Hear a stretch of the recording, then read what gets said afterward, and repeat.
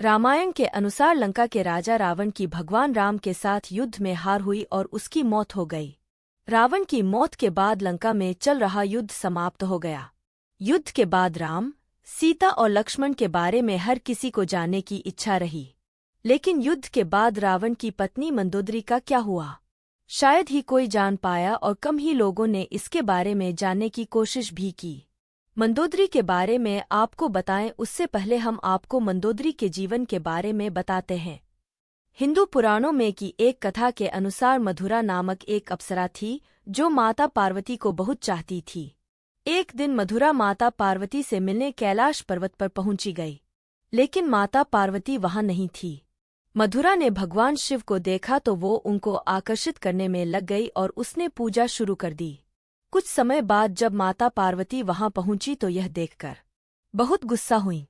गुस्से में आकर माता पार्वती ने मधुरा को मेंढक बनने का श्राप दे दिया और कुएं में 12 सालों तक रहने को कहा। भगवान शिव ने पार्वती से प्रार्थना की। काफी प्रार्थना करने के बाद माता पार्वती मान गई और 1 साल तक कुएं में रहने को कहा। मंदोदरी 1 साल तक कुएं में पूजा करती रही। वहीं दूसरी ओर असुरों के देवता मयापुर और पत्नी हेमा के 2 पुत्र थे। वो चाहते थे कि दोनों के एक बेटी हो। बेटी के लिए दोनों कई सालों तक कठोर तपस्या कर रहे थे। इसी दौरान 1 साल बाद मधुरा कुएं में असली रूप में आ गई और मदद के लिए पुकारने लगी।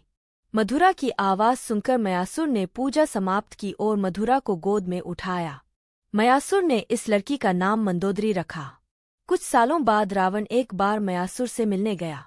रावण ने मयासुर की बेटी मंदोदरी को देखा तो वह मंत्रमुग्ध हो गया। रावण ने मयासुर से कहा कि उसे मंदोदरी पसंद है और वह मंदोदरी के साथ विवाह करना चाहता है। मयासुर ने मना कर दिया तो रावण ने जबरन विवाह कर लिया।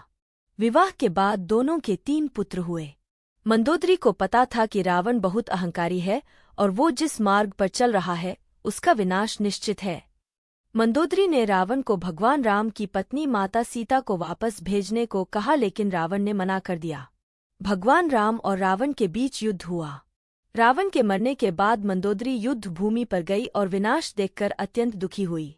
भगवान राम ने लंका का राजपाट विभीषण को सौंप दिया। रामायण के अनुसार भगवान राम ने मंदोदरी को सुझाव दिया कि वह विभीषण से विवाह कर ले। भगवान राम ने कहा कि वो अब भी लंका की महारानी है। ये कहकर भगवान राम वापस अयोध्या लौट गए। कहा जाता है कि उसके बाद मंदोदरी ने खुद को महल में कैद कर लिया। काफी समय तक मंदोदरी ने किसी से कोई संपर्क नहीं रखा। काफी लंबे समय के बाद वह पुनः अपने महल से निकली और विभीषण से शादी करने को तैयार हुई।